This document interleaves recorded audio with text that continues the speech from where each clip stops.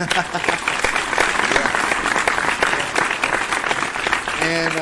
welcome back to Read My Kimmel Live. And thank you for bearing with us. Before the break, we were interviewing RJ, who's running to become President of the United States. And RJ, I just got to say, you've got great policies. You've got amazing decor. You've got a strong Twitter following. You've got a strong ground game. I mean, you are solid. But I just got to say, I don't think you're going to become fucking president of the United States. And what's going on, Read My Lips people? We are back. So yeah, that scene you saw is literally what happened on Jimmy Kimmel Live. Literally. Okay, maybe not literally, but it was close enough. Apparently, there's been an uproar because Jimmy Kimmel disrespected Andrew Yang. Or at least that's what everyone's saying. See, originally I came on here to do a breakdown, so to speak. And I do this oftentimes when Andrew Yang goes on these talk shows. I did it for Dr. Oz. Hell, I did it for The Hill Rising. I do it when Andrew Yang goes into these interviews, and some of them I cringe before he goes on there because I know how they're gonna be. And Jimmy Kimmel fit the bill.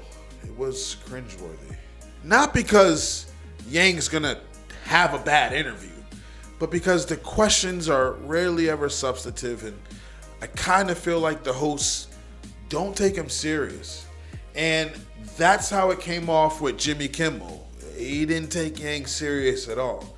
And I can see how that can rub off on people the wrong way. Now, I will give a caveat. Jimmy Kimmel's a comedian. He is a late night show host, yes, but he's also a comedian. And I give them free passes. When people get, I don't know, triggered or outraged because a comedian said something that was over the line, all I can do is laugh. I give them free passes to talk about whatever and say whatever. But if it's a crappy joke, it's a crappy joke, and I'm gonna call you out on it. But you have every shot to attempt said joke. I feel like there is no line. As a matter of fact, I feel like it's a comedian's job to try to go as far over that line as possible very often. Agree or disagree. Jimmy Kimmel kinda teetered on that line for a lot of the Yang gang. Now, I think he said it in jest. Some people say it that, he meant it and he was dead serious. And I can see their point.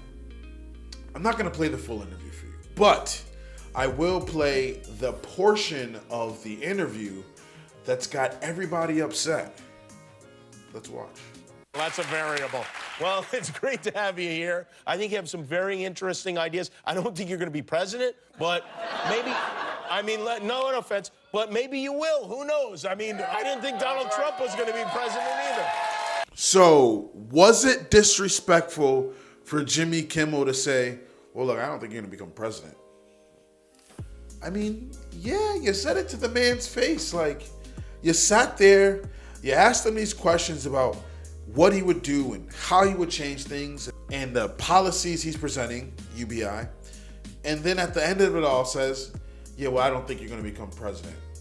It's kind of disrespectful. Like, I might backhand you, like, if we're being serious, but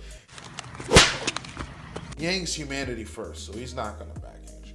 So you skated clear on that one. But that's some OD disrespectful shit, you know what I mean? But at the same token, if Jimmy really feels like he's not going to become president, then he's A-okay to say, hey, look, I don't think you're going to become president. And like he did say in the interview, I didn't think Trump was going to become president, and he was wrong. So, look, I see both sides. And, a lot of people are upset with him, and I get it. But then there's some kumbaya. And a lot of people very often say, humanity first, my good sir. Humanity, all the humanity. And I get it. I get it. Humanity first. Turn the other cheek. I get it. But we can't be pussyfooting out of here. I mean, we have to be strong. We have to be vigilant. And we have to show people we're not fucking around. So I saw a tweet, as a matter of fact, it's up above, saying, "Don't harass Jimmy Kimmel. Leave that man alone." No. If you want to bother Jimmy Kimmel and tell him how unfunny the joke was. He's out in public for everyone. Now, I'm not saying say anything about his family. I'm not saying threaten him. But if you want to get at Kimmel for telling that terrible joke or for just being outright shitty at his job in this instance, that's perfectly fine. He's a public figure. It is not humanity first because you want to speak your mind. That's utterly absurd, and that will not win you an election. I've seen both sides of Yang Gang saying humanity first. And then I've seen other sides of Yang Gang saying he needs to get on the debate stage and ream them no lube. He can be in the middle. Yang Gang can be in the middle. Like Malcolm. Bars. So I just gotta say, yes, we can do, sort of a kumbaya kind of push forward if you want, but we also have to be stern and aggressive at the same time. So, am I outraged that Jimmy Kimmel said it? No. Was it in bad taste? Sure. Was it his right to say it? Absolutely. Was it a bad joke? Absolutely. And the interview itself was just trash. It was trash. Nobody really learned anything. And the thing is, Yang was getting, he knows how to play to an audience, let me tell you. He was getting cheers. He was getting applause. People were digging what he was saying. And then Jimmy was sort of just not taking the whole thing serious. But on these late night shows, that's how it is. They're never serious. They're always funny actors. Why did we expect it to be anything different because he was dealing with Yang? We shouldn't have. So go ahead, tweet Jimmy Kimmel, hey, maybe you should look at Yang's policies a bit more. Or hey, maybe that joke was in bad jest. Say whatever you want as long as you're not threatening him or threatening his family or saying anything outrageous. You have every right to tweet at him. It's fine. And I gotta say, when he came up with the other slogans because he thought math wasn't working or wasn't the right slogan, and he had Yang in there, that was I chuckled. I fucking chuckled. I'm gonna admit it. I chuckled. I have no regrets. At the same time, this is kind of what we wanted. We wanted Yang to get out there more, not just on the internet, but on TV and dealing with celebrities and big show time people. This is only going to help Yang out. Because though Jimmy was being people are going to hear Andrew's message and it's going to resonate and it's going to relate to millions of people who don't look at the internet, who don't go on YouTube, who don't do social media. This is a good look. This is why I grin and bear it when I see him going on a Dr. Oz or a Jimmy Kimmel or something along those lines. I guess it's for the greater good, right? So I'll have a full link to the video in the description below. If you want to watch the whole interview, it's about a 6-minute interview.